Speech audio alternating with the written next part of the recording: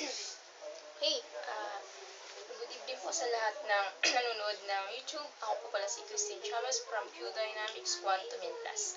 Bali, ang i-discuss ko po sa inyo is about po sa multiple heads or multiple accounts. Ano po ba ang mas maganda kung mag-single heads lang po ba tayo o multiple heads? So, ang mas maganda po, kayo po ang pumili. Di-discuss ko lang po kung ano po yung mga benefits ng bawat isa. Pero, ang ano po, kayo na po yung magpapasya kung ano po talaga yung mas gusto nyo. So, ganito po kasi yung pag tayo po yung nag-multiple heads, no? Halimbawa po, ikaw po to. Yan, ikaw po yan. So, meron ka pong apat na prospect.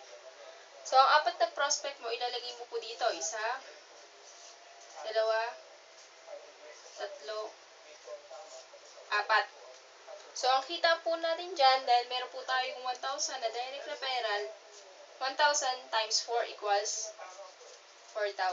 So, kita nyo na po agad dyan sa apat na kaibigan is 4,000. Then, yung pairing po nyan, magpipairing po yan isa, dalawa.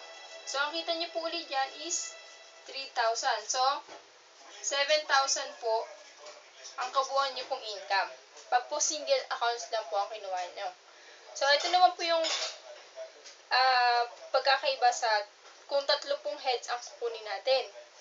So, halimbawa, ikaw po yan, isa, dalawa, tatlo.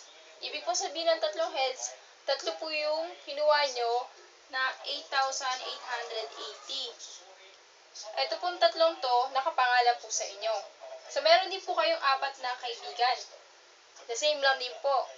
Lalagyan nyo po siya dito, isa, dalawa, tatlo, apat. So, magkano po ang kinita natin dyan? Dahil po, ito po kasi bali, ikaw po yan, dalawa, tatlo, apat, lima, anim, pito. So, ang kita nyo na po dito, ni number 1, ang kita nyo na po sa direct referral is 1,000 times 6. So, 6,000 po ang kita nyo dyan. Sa direct referral pa lang. Then, pag nag-pairing pa po yan, nakita po ni 1, 1,5, 1,5, 1,5. So, meron na po kayo ulit dyan na 4,5. Ang kita po ni 2, 1,5. Kita po ni 3, 1,5.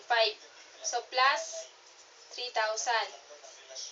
So, ang income nyo po, total 13,500. So, ayan po yung pinagkaiba po ng single account sa multiple heads. So, ang maganda po niya, alam mo, may sumali pa po na apat dito.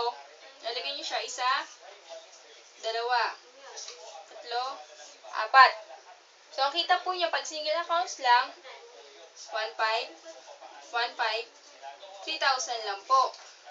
Pero pag multiple heads po tayo, may sumali po ng apat, lalagyan niyo po dito, isa, dalawa, tatlo, apat.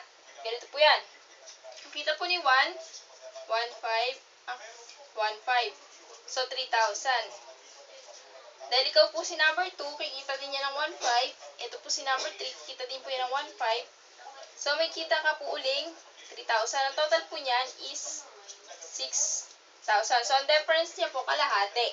Kung single account ka lang, ito lang po yung kita nyo. Pero kung multiple heads ka po, ito po yung kikitain nyo. So, 6,000. Kung may mga question pa po kayo, pwede nyo po ko i-add sa Facebook. At ito po yung aking cellphone number, 0909-326-7713. So, pwede nyo po ako i-text o pwede nyo rin po ko i-add sa Facebook. Bali, okay po. Happy networking and God bless.